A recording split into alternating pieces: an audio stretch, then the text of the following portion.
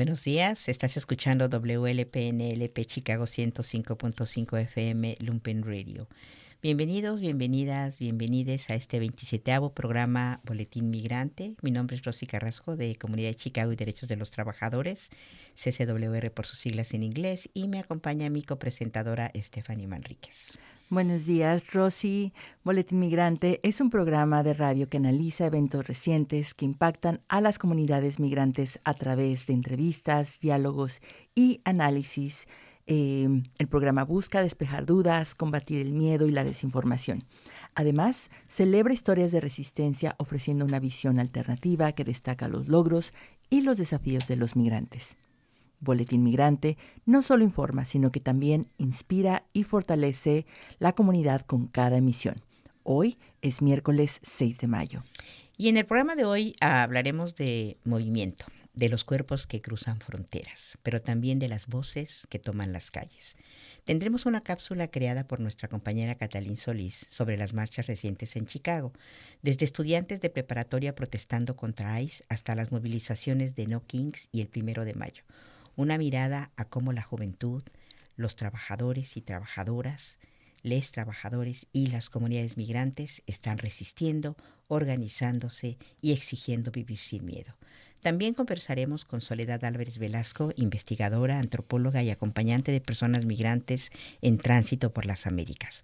Hablaremos sobre cómo se han multiplicado las políticas de control, vigilancia y contención migratoria desde América Latina hasta Estados Unidos y cómo estas medidas impactan tanto a quienes cruzan rutas migratorias como a las comunidades migrantes que viven en ciudades como Chicago, pero también sobre las formas de resistencia, solidaridad y memoria que construyen las comunidades migrantes frente a estos sistemas.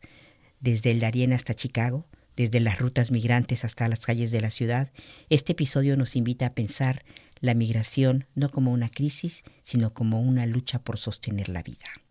Así es, y bueno, este 2026 también marca 2 décadas desde las históricas marchas masivas por los derechos de les migrantes del 2006, cuando millones de personas salieron a las calles en distintas ciudades de Estados Unidos, incluyendo Chicago, para rechazar la criminalización de las comunidades migrantes y defender la dignidad de nuestras familias.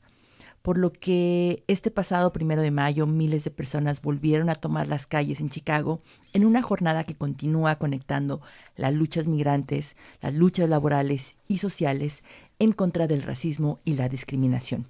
Y a propósito de las movilizaciones, nuestra compañera Catalín Solís nos comparte una cápsula que recorre distintos momentos recientes de organización y resistencia en Chicago. Desde los paros de estudiantes contra ICE hasta las marchas de No Kings y Mayday, esta cápsula resalta cómo distintas comunidades están conectando sus luchas y transformando el miedo en acción colectiva. Vamos a escuchar.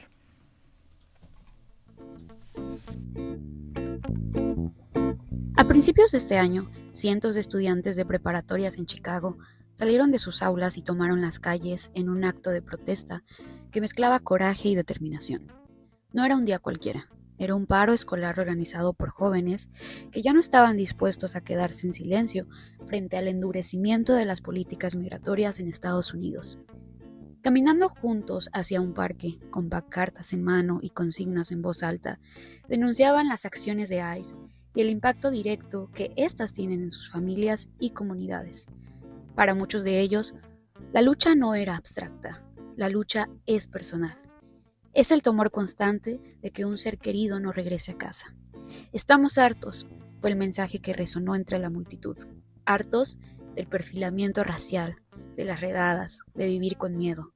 A través de sus voces, dejaron claro que esta generación está lista para organizarse, para resistir y para exigir un cambio. Lo que ocurrió en Chicago esos días no es un hecho aislado, sino parte de un movimiento más amplio que se extiende por todo el país. Una juventud que, desde las aulas, está saliendo a las calles para defender la dignidad y el derecho a vivir sin miedo.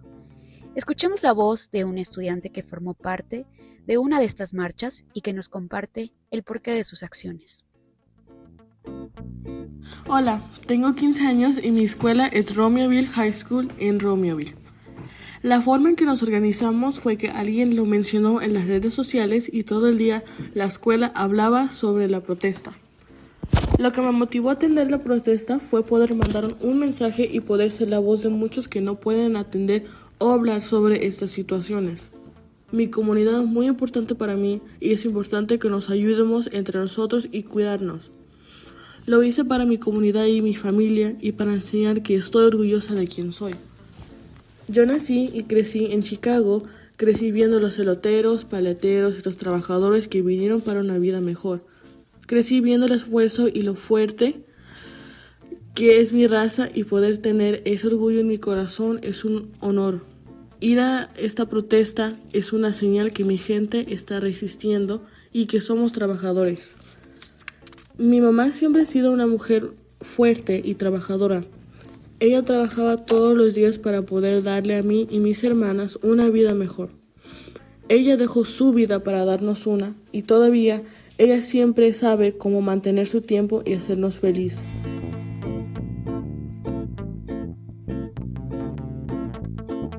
Y así, las calles de Chicago volvieron a llenarse.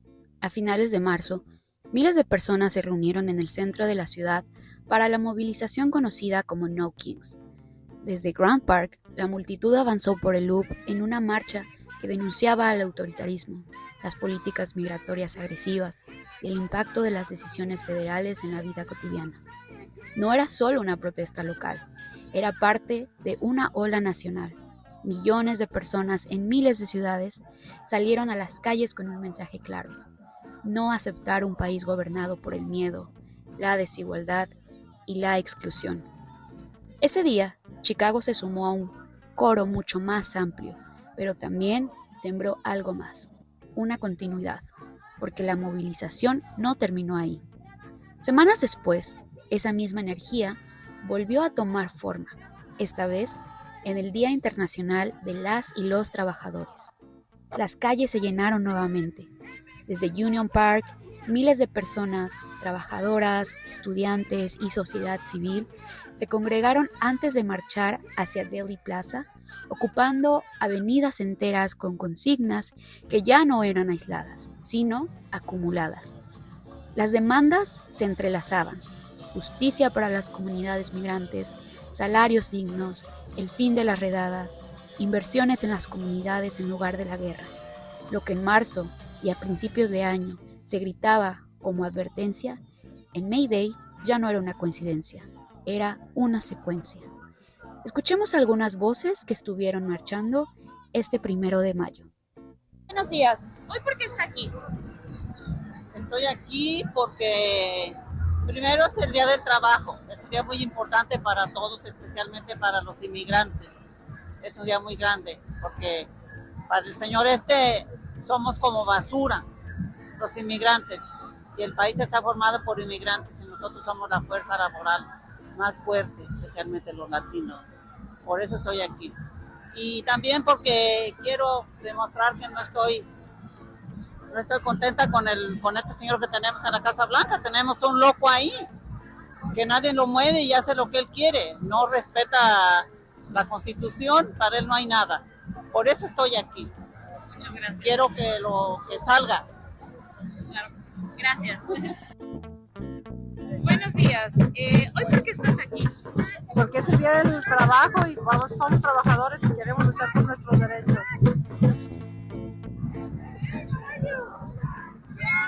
Hola, buenos días. ¿Hoy por qué estás aquí? Hola, buenos días. Pues hoy estamos aquí para apoyar a todo el inmigrante, para que todos aquí nos estén apoyando al pueblo y que todos nosotros nos unamos siempre para estar juntos y siempre estar con el pueblo y siempre juntos. Gracias. Buenos días. ¿Hoy por qué estás aquí? Pues estamos aquí representando a la comunidad latina, apoyando lo que es el tema de Fuera ICE y pues representando a nuestra comunidad. Yo soy de La Villita, estamos aquí con amigos de la parte del sur de Chicago y pues apoyando como el tema del May Day y aprovechando la oportunidad también para hablar del tema de Fuera Ice. Veo que tienen una pancarta bastante poderosa que es la imagen de Silverio. ¿Nos puedes contar por qué ustedes la traen?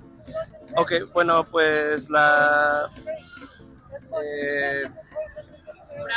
el mural es una pintura hecha por mi amigo aquí, Jerry, el que pintó el mural. Y como latinos es importante representar a la comunidad y no usar nuestra arte. Yo también soy artista y es muy poderoso tratar de traer estas imágenes para la comunidad y especialmente la escala, ¿no? Que es una gran tamaño,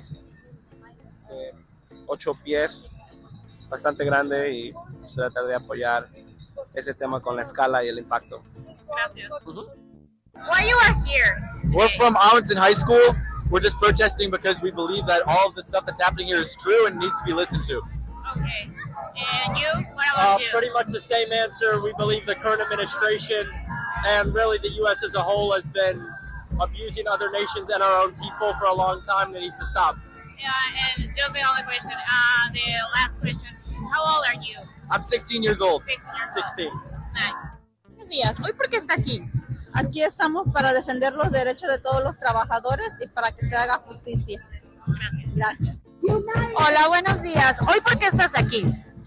Porque estamos representando a todas esas personas que somos trabajadoras por un pago justo, porque nos traten bien en el trabajo y que se haga justicia para todos. Gracias. Y así, de las marchas de estudiantes de preparatorias al No Kings y hasta el May Day, la ciudad es testigo de una misma historia contada en distintos capítulos. Una movilización que conecta luchas contra la deportación, la precariedad laboral, el racismo, y que insiste en algo fundamental, que la gente ya no solo está reaccionando, está organizándose. Y en estas calles, una y otra vez, quedó claro que estas marchas no solo son protestas, sino son un grito comunal que exige justicia y dignidad para todos en este país. Gracias a la compañera Catalín, ¿verdad?, por la cápsula. Y bueno, pues gracias a la compañera Catalín, ¿verdad?, por Chicago es una ciudad de movimiento y está siempre organizándose y trabajando, y fue muy interesante ver tanta gente también este 1 de mayo. Bueno, pues ahora vamos a presentar a nuestra invitada del día de hoy, Soledad Álvarez Velasco, antropóloga social, geógrafa humana e investigadora, además de profesora en la Universidad de Illinois en Chicago, en los departamentos de antropología y estudios latinoamericanos. Desde hace más de una década, Soledad acompaña y documenta las experiencias de personas migrantes en tránsito por las Américas, investigando la relación entre las luchas migrantes, los regímenes fronterizos y las transformaciones sociales y espaciales que atraviesan el continente.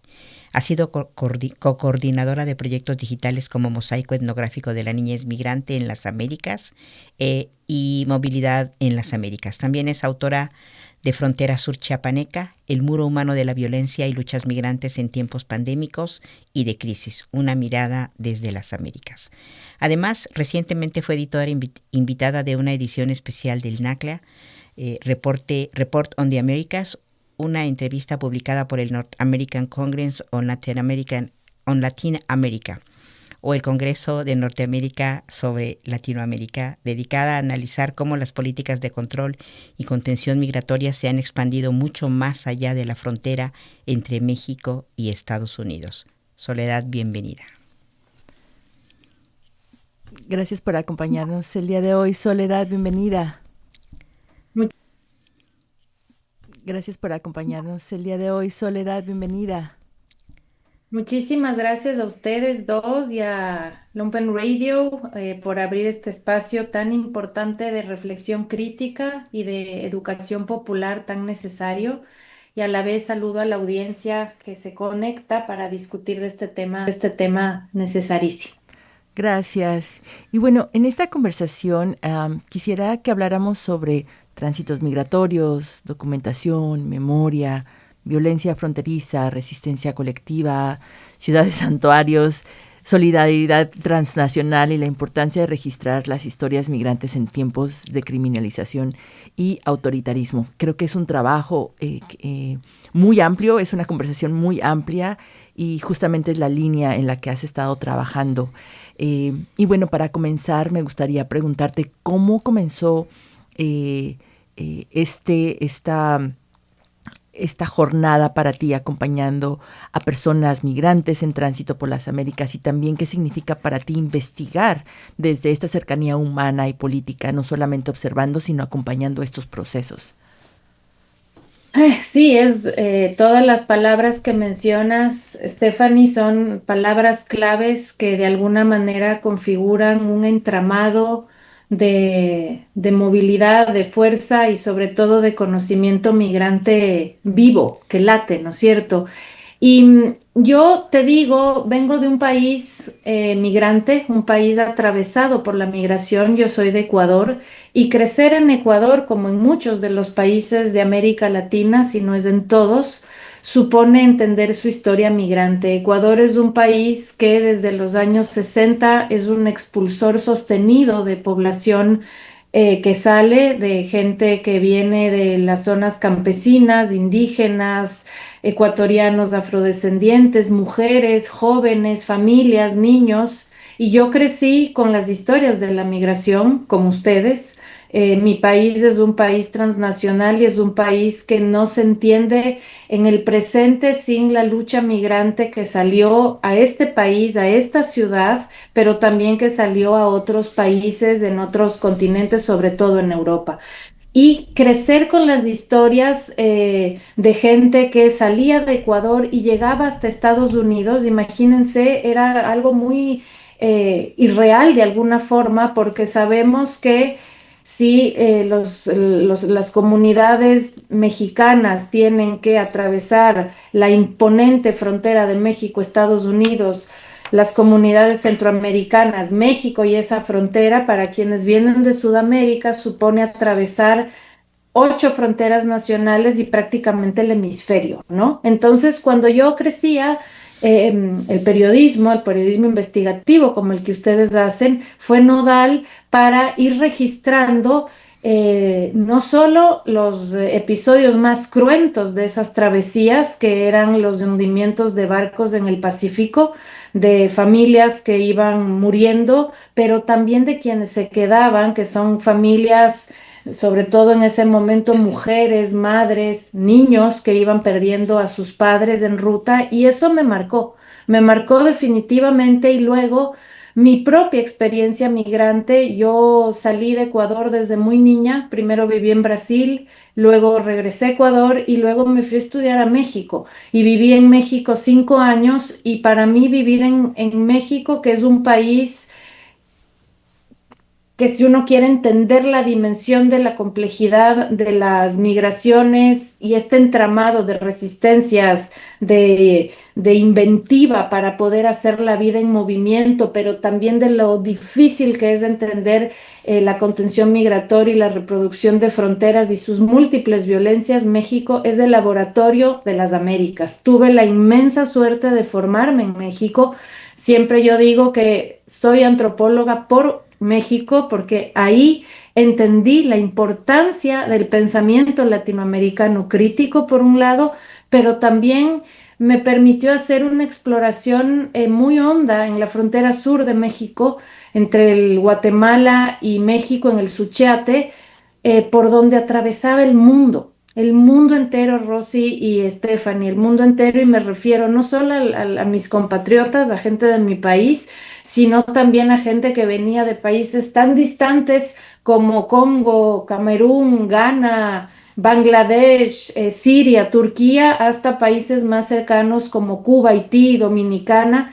Entonces, estar en esos espacios me abrió mis sentidos y me abrió mi curiosidad frente a algo fundamental: cómo la población migrante es una trama de lucha persistente que transforma todo el tiempo, de miles de formas, los espacios, las culturas, los lenguajes, los sonidos, los paisajes y por supuesto la política. Y el tránsito plasma eso y eso es lo que he venido investigando. Gracias por terminar justamente en eso, porque en tus textos realmente propones entender la migración como una forma de lucha social. ¿Qué significa pensar la migración desde ese lugar, no solamente como desplazamiento, sino como una lucha por sostener la vida?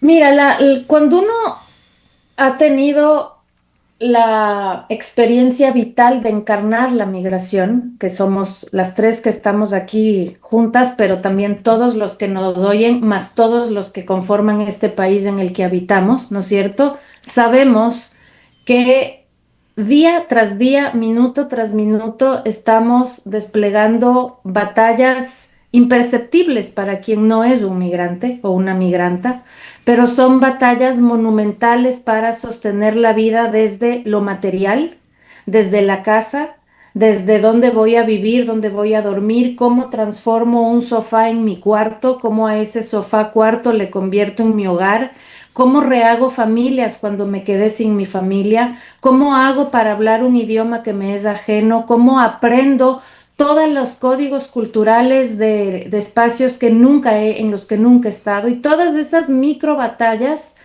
cuando uno las suma y las pone en conjunto, se da cuenta que la población migrante, todos nosotros lo que venimos a hacer es configurar un tejido latente que transforma las condiciones de vida de cada uno de los que protagonizamos esa migración y a la vez de las comunidades que se quedan en origen y a la vez de las comunidades de recepción.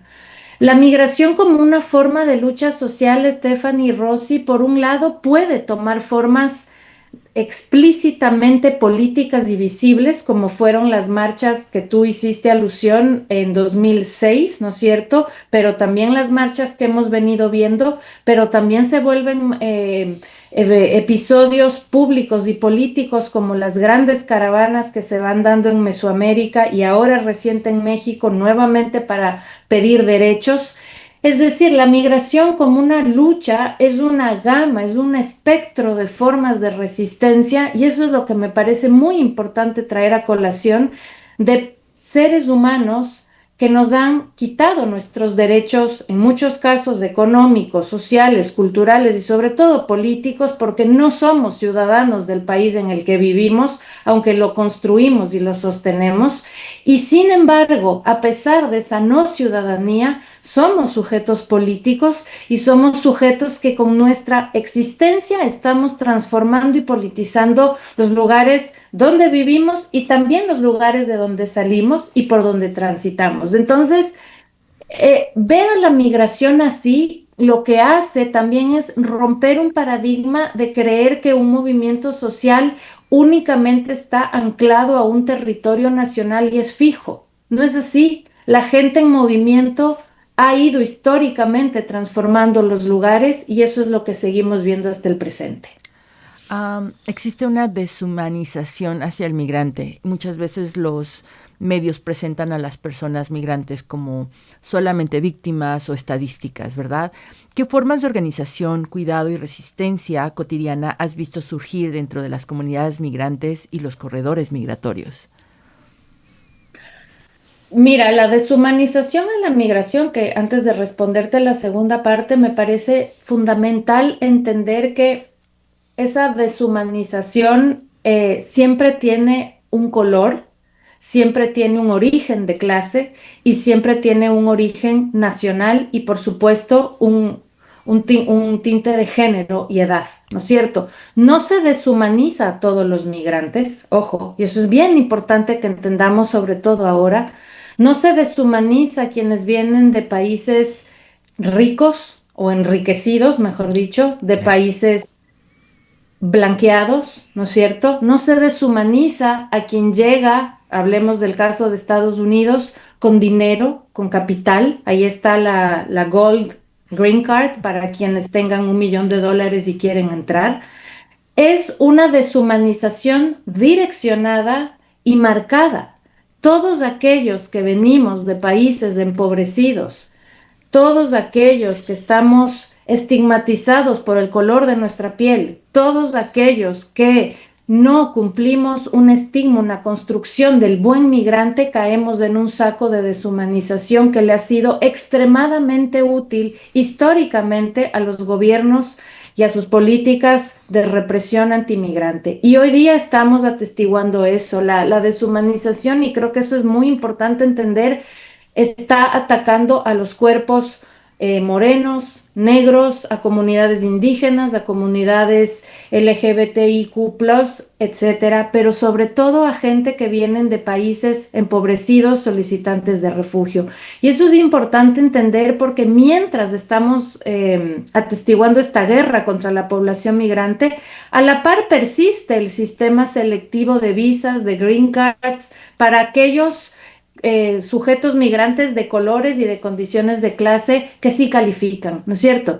Y ese es el espíritu y esa es la estructura de los estados nacionales aquí, en México, en el Ecuador, en Perú, en Argentina, la selectividad, la discriminación y ahora la deshumanización frente a un tipo de migrantes. Y se ha vuelto extremadamente productivo esto, Stephanie y Rosy. Porque al deshumanizar y al hablar con todos estos estigmas de que esta población es el blanco o debe ser el blanco de políticas de seguridad, a la vez se ha invertido millones de dólares en un aparato de represión y seguridad sin precedentes en la historia, con tal de aparentemente contener esa invasión deshumanizada de la población migrante que va llegando. Entonces, frente a eso, tu pregunta es importantísima. ¿Cómo resistimos? La pregunta no es solo cómo resisto en el tránsito en términos de cómo logro cruzar el Darién, en términos de cómo logro entrar por el Suchiate a México, en términos de cómo cruzo el páramo entre Ecuador y Colombia para seguir en ruta el T. Es una pregunta mucho más honda y más compleja. ¿Cómo se mantienen esas vidas migrantes que hoy día están en riesgo? Hoy día hay no sé si se puede usar el término de esta manera, pero hay una mortandad migrante permanente. Hay vidas migrantes que se acumulan en los corredores migratorios de los que no hablamos. Hay vidas migrantes que desaparecen y de eso no se habla. Entonces, no sé si el término genocidio es muy fuerte para que calce en este contexto, pero si indagamos más y si nos ponemos a sumar todas las vidas migrantes que se van perdiendo del hemisferio sur hasta llegar acá, ustedes díganme cuánta gente suma. Y a eso contemos los desaparecidos de los que tampoco hablamos. Entonces, ¿cómo resistimos? Pues son formas de resistencia que van desde compartir todo el saber migrante por redes, ¿no es cierto? Los smartphones, los grupos de WhatsApp, los infinitos grupos de Facebook privado y los infinitos videos de TikTok, todo eso no solo son migrantes que comparten lo que han vivido, es sabiduría para sostener vidas. Y a eso sumemos toda la multiplicidad de formas y de inventivas para rehacer la vida. Ejemplo, ¿cómo transformo a la carretera en mi casa? ¿Cómo hago para que un parque se vuelva la cama? ¿Cómo hago para que la playa se vuelva mi refugio y para que mis hijos estén ahí mientras logro llegar al lugar donde voy a estar? Entonces, entre la pregunta que me haces y lo que todos vivimos, creo que el foco es entender esas formas de resistencias que parecen imperceptibles, ¿no es cierto? Pero que en realidad nos están mostrando la capacidad inmensa que tenemos como migrantes para sostener nuestras vidas, a pesar de ese sistema deshumanizante que intenta eliminarnos. No, muy interesante, Soledad, de verdad, completamente de acuerdo con el análisis que estás haciendo. Y bueno, pues quería comentarles que vamos a ir a una breve pausa. Recuerda, estás escuchando Boletín Migrante, donde compartimos historias de resistencia y superación.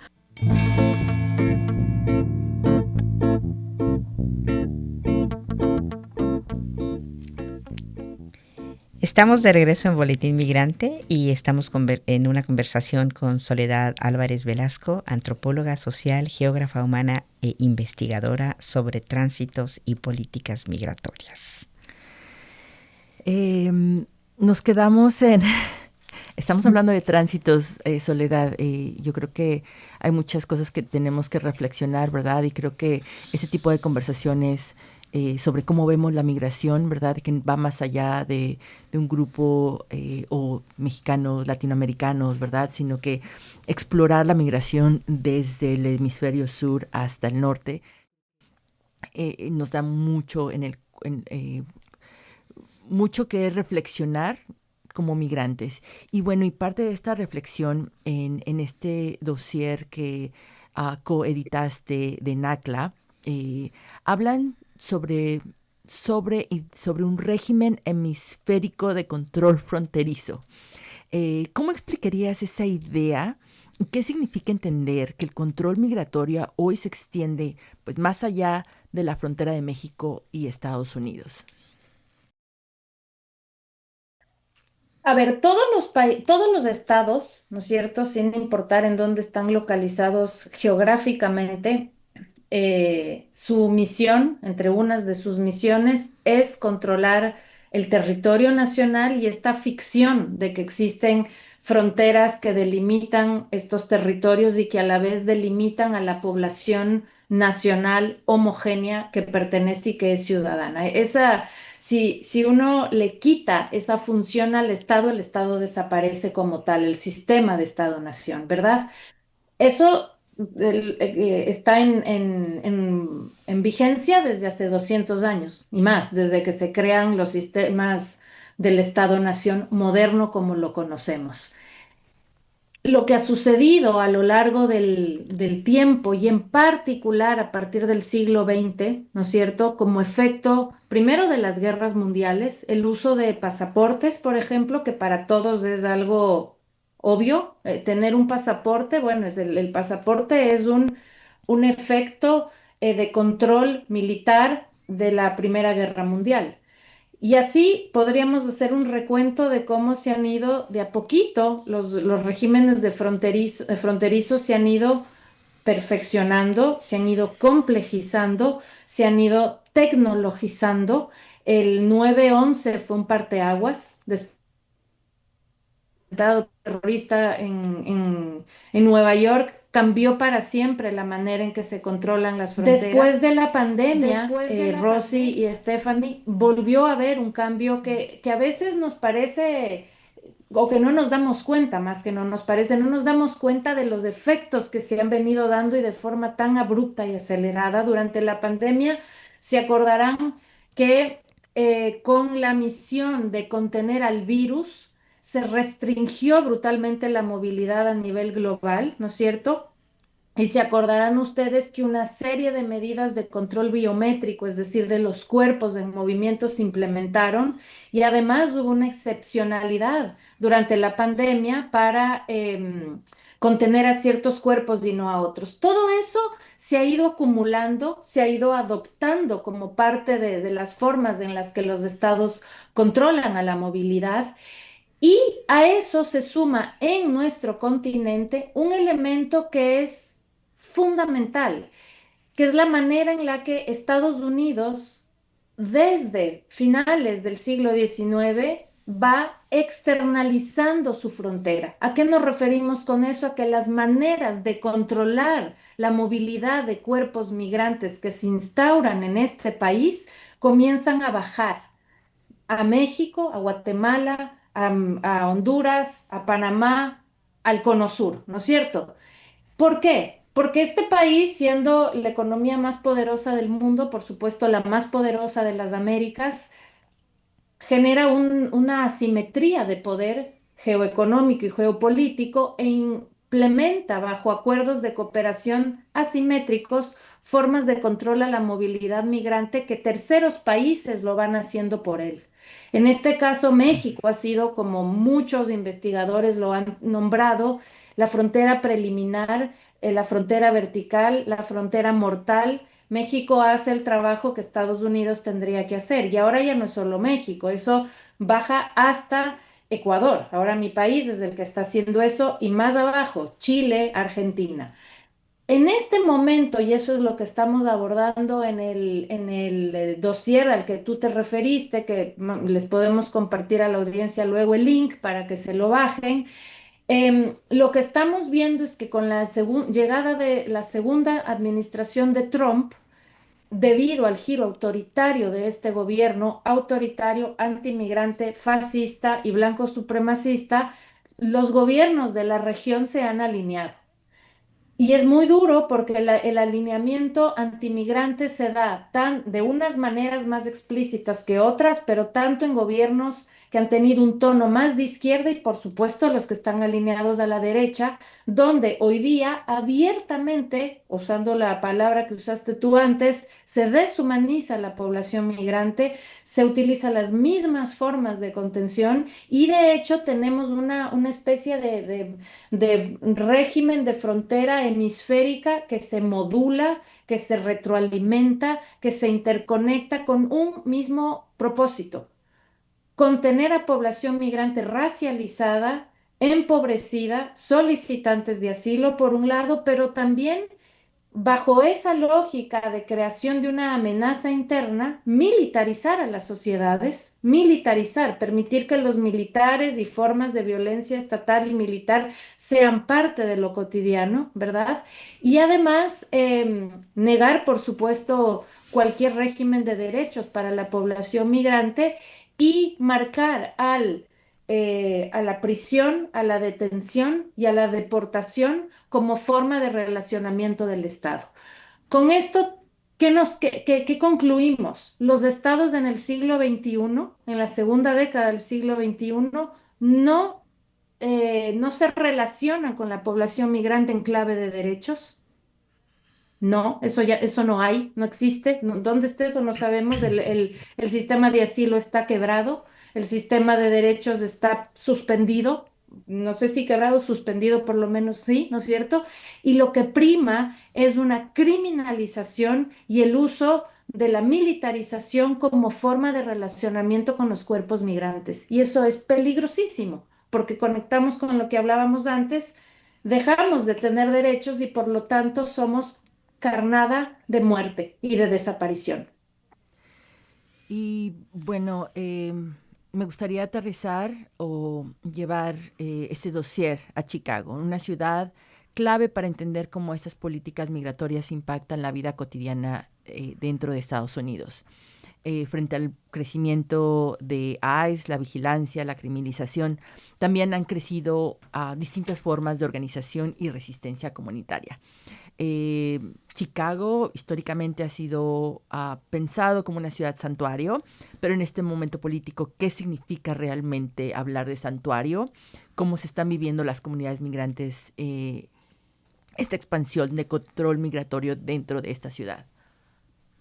Sí, Chicago es un laboratorio para entender de muchas maneras, por un lado, la lucha migrante en el momento contemporáneo, porque Chicago desde hace 3 años, con Biden todavía, recibió a miles de migrantes que venían de Sudamérica, del Caribe, de Centroamérica, de México, por supuesto. Es como una nueva generación de migrantes que llegaron acá. Chicago, su gobierno local, pero nosotros también como sociedad civil, todos nos vimos confrontados con la pregunta cómo nos transformamos para recibir a quienes han llegado, ¿verdad? Fue difícil, no siempre fue sencillo generar una conexión, generar solidaridad, generar apoyo, porque eso es parte de lo complejo que es la lucha migrante. No hay que romantizarla. La lucha migrante también supone conflictos, disputas y supone que hayan tensiones entre generaciones previas de migrantes que llegaron antes y ya se instalaron y quienes ya están llegando ahora. Y creo que Chicago entró en un momento de cisma en el momento en el que llegó Trump, ¿verdad? Porque entramos en un momento de mayor amenaza. Y en ese momento el tejido social de esta ciudad se activó de una forma alucinante. Si nos vamos para atrás, en octubre del 2025, bajo la Operación Bliss, no nos podemos olvidar de los silbatos, de los know-hows, de las tarjetas, de las miles de formas en que la gente otra vez fue generando formas de conocimiento para sostener la vida, de cocinas comunitarias, de compras a la casa para sostener. Ahora, Chicago también ha sido un ground zero de la internalización de la frontera y de las mismas políticas brutales antimigrantes y hubo mucha detención y mucha separación de familias. Entonces, creo que Chicago como ciudad hoy día tenemos, por un lado, el legado inmenso de una lucha histórica por sostener los derechos, sin duda alguna, pero también un desafío enorme. ¿Cómo hacemos primero para seguir protegiendo esas vidas migrantes que están totalmente puestas al desnudo porque no hay un régimen que las proteja, ¿verdad? Y por otro lado, que es una pregunta más grande para todos, ¿cómo nos vamos a sanar de estos años de terror? ¿Cómo nos vamos a contar la historia de estos años de terror? ¿De qué manera, Rosy, Stephanie, audiencia, de qué manera vamos a sanar el miedo de estar en la calle, el miedo de salir, la nueva pandemia por el terror? ¿Cómo vamos a procesar toda esta brutalidad de violencia antimigrante? Y esa es una pregunta inmensa que tenemos y creo que el trabajo que ustedes hacen en Radio Lumpen es un bálsamo para eso, pero a la vez es un archivo.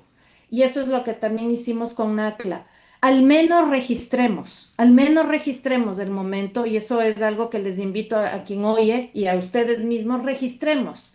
Ya luego tendremos el momento para digerir, procesar, y creo que como nos han enseñado nuestras generaciones de migrantes, ya luego nos juntaremos, nos abrazaremos y nos iremos sanando para sostener la lucha y la esperanza. Y ojalá podamos celebrar también. Pero, Soledad, también en el dossier mencionas cómo muchas de estas formas de resistencia de la comunidad tienen raíces en luchas latinoamericanas de décadas anteriores. ¿Qué conexiones Por ves supuesto. entre estas luchas migrantes actuales en ciudades como Chicago y las historias de organización y solidaridad en América Latina? Por supuesto, Rosy, tú ahí traes a colación un punto fundamental porque, a ver, América Latina es un continente en resistencia. Hace 520 años venimos resistiendo. Mi país, Ecuador, es un país que no se entiende sin el movimiento indígena, que como siempre decimos es el que nos enseñó la ciudadanía para todos después de una lucha histórica en los noventas. Entonces, la conexión que tenemos que hacer, y eso es parte del trabajo que como archivadores de la memoria tenemos por delante, Rosy y Stephanie, es conectar esas luchas transnacionales con los pueblos indígenas, con los pueblos afrodescendientes, las luchas de las mujeres, las luchas del feminismo, las luchas del movimiento estudiantil en América Latina. Todo eso es como bien dices tú, es un motor para conectar y para que nos retroalimentemos. Y eso es parte de lo que está analizado en el dossier con respecto al rol que ha venido cumpliendo Chicago y que también es una conexión transnacional que provoca la migración como una forma de lucha, que es una forma de resistencia concreta, tangible. Cómo resistimos y cómo reactivamos formas de organización, de ayuda mutua, formas solidarias, formas colectivas y yo insisto, formas de memoria. ¿Cómo nos acordamos de los momentos brutales en los que el Estado nos quiere matar, pero también cómo hemos podido sobrevivir? Y ahí en el NACLA, en el report, hay un texto importantísimo de Phil Neff sobre cómo en El Salvador el trabajo de los Human Rights Defenders, ¿no es cierto?, en las prisiones lograron registrar formas de resistencia que luego permitieron ampliar el cumplimiento de derechos. Y quizás ahí, recordando lo que en décadas pasadas se hicieron en los 80s, en los 90s, vamos a tener pistas y luces para reinterpretar este presente asiago. Y bueno, se me hace, es que todo está conectado y hablaste de archivar, ¿cierto? Claro. En varios la importancia de documentar, archivar las experiencias migrantes, que ha sido fundamental en tu trabajo. ¿Por qué es urgente registrar estas historias hoy y qué significa convertirse en testigos políticos activos del presente? Creo que esa es una de las, cuando uno regresa atrás en la historia de América Latina y en particular en la historia del Cono Sur, en el momento de las dictaduras brutales de los años 70, 80, ¿no es cierto? Dictaduras que, por cierto, estaban sostenidas por la externalización de la frontera de Estados Unidos y su intervención, las maneras en las que más tarde se logró pedir justicia y se logró que no solo dictadores como Videla, como Pinochet hayan sido juzgados, aunque Pinochet se murió antes de ser juzgado, pero al menos que la justicia repare, que la justicia social exista, ¿no es cierto? Fue gracias al trabajo, otra vez, imperceptible, minucioso, un trabajo de hormiga que antropólogos forenses, periodistas, escritores, investigadores, estudiantes de múltiples carreras juntaron fuerzas y fueron colectando audios, archivos para lograr tener esa cantidad de información, que es la información producida sobre la brutalidad del terror que generaron esas dictaduras. Ejemplo, el informe Nunca Más en Argentina es el informe que se construyó así y que por lo tanto permitió esa reparación de justicia que tanto se requiere. Creo que hoy día, si uno hace los paralelismos con la distancia del caso, por supuesto, estando bajo un régimen autoritario como el que estamos, que atenta contra las vidas migrantes, muchos podemos decir cómo colaboramos a la resistencia y a la lucha sabiendo que estamos en riesgo, sabiendo que nuestros cuerpos por encarnar la migración nos pone en riesgo y más aún si somos poblaciones marcadas con muchas otras, con otros marcadores de clase, de género, raza, etcétera. Y si estamos indocumentados, eso todavía más. Pero nuestro rol político y activo está aquí: archivar, guardar, escribir, tomar fotos, grabar audios. Todo eso es una marea de material vivo que más tarde nos va a servir. Y nos va a servir para varias cosas. Por un lado, para contarles a las generaciones que siguen de un capítulo, de una historia muy oscura, muy dolorosa y muy violenta, pero sin lugar a duda, ese archivo muestra la potencia de la vida para resistir. Y para que pasado mañana nosotros podamos, ojalá, procurar justicia social, porque lo que no puede pasar es que todas esas familias que han sido rotas, todos esos compañeros migrantes que han sido detenidos, deportados, vapuleados, asaltados, menospreciados y que terminaron en centros de detención, que terminaron en El Salvador, que terminaron en terceros países, que fueron deportados a África y que no han llegado a sus países de origen, no tengan vidas dignas más tarde o que sus historias no se conozcan. Entonces creo que esa es una labor de hormigas migrantes que tenemos que hacer, porque además yo soy docente, ya lo oyeron, y para mí educar a las generaciones que siguen es una tarea política. Y creo que la educación popular que podamos hacer juntos es la única manera para apostarle a un futuro, a un presente y un futuro digno y lleno de fuerza como es el mundo que quisiéramos construir. Ya, y Soledad, de verdad, sigamos organizando, documentando, trabajando, ¿verdad? Muy interesante. Y yo quería preguntarte, en medio de este endurecimiento fronterizo y tanta violencia como la que estás mencionando en contra de las comunidades migrantes, ¿qué te sigue dando esperanza? Wow, Rosy. Ustedes, por ejemplo, me dan mucha esperanza encontrarme con... Creo que lo que más he podido aprender de estos años de trabajar con comunidades migrantes es la incalculable fuerza que ellos tienen, que todos tenemos, de conectar, de tejer, de sostener y de poder de poder soñar que es posible tener un hogar, que es posible tener un otro espacio para reproducir vidas diferentes y vidas dignas. Y me da esperanza ver que a pesar de la brutalidad de la violencia, aquí estamos. Aquí estamos, como dice el lema de las comunidades migrantes del 2006, aquí estamos y no nos vamos, y si nos echan, nos regresamos. Quizás me da esperanza la obstinada desobediencia que caracteriza a la gente migrante, y es una desobediencia vital, porque vivimos donde no nacimos y porque rehacemos países donde supuestamente no deberíamos estar, y no obstante los volvemos nuestros. Entonces hay una capacidad en nosotros mismos, quizás que a veces no la vemos y menospreciamos esa fuerza inmensa que tenemos, esa testarudez de que me voy a quedar y que no importa qué, voy a transformar este lugar en un lugar más habitable. Y encontrarme con gente como yo, ustedes y los miles de otros migrantes de muchas edades, de muchos orígenes, niñas, adolescentes, adultos mayores, mujeres, que están en esa misma testarudez por sostener vidas mejores y distintas.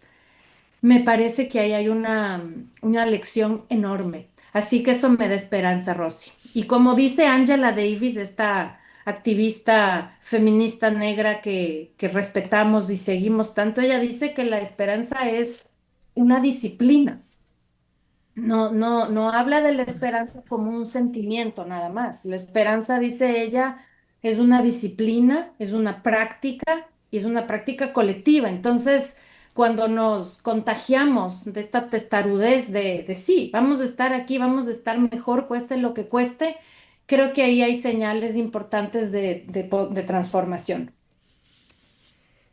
Y bueno, para cerrar, en uno de tus muchos textos e investigaciones, hablas de una frase y me gustaría saber qué significa para ti. Esta frase dice: migrar es la vida en lucha, en movimiento, defendiéndose.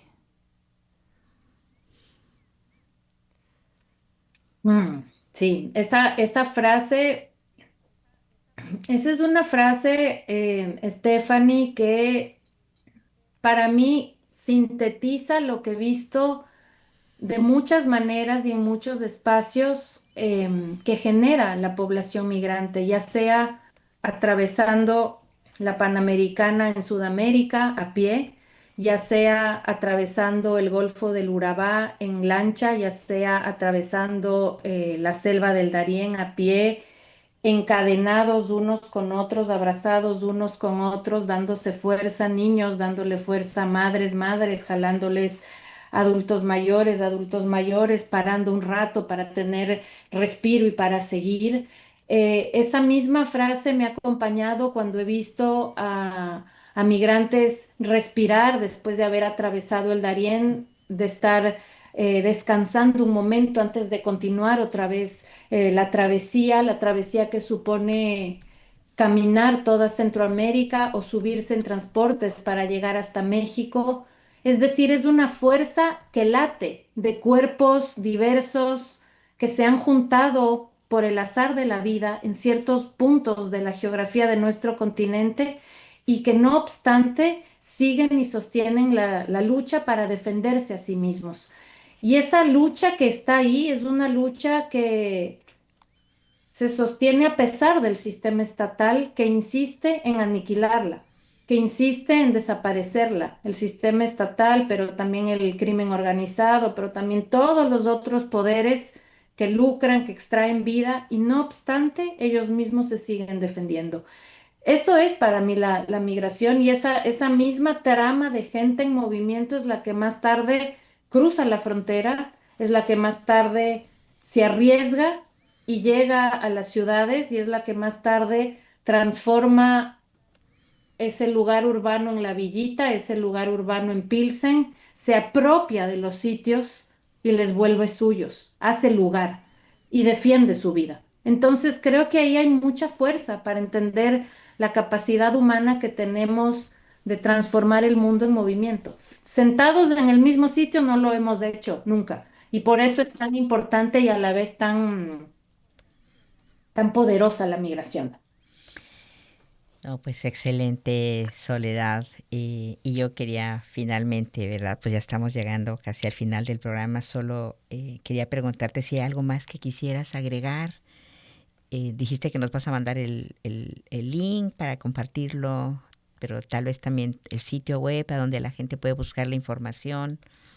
Sí, yo creo que les podemos compartir el sitio para que ustedes puedan descargarse el dossier especial de NACLA.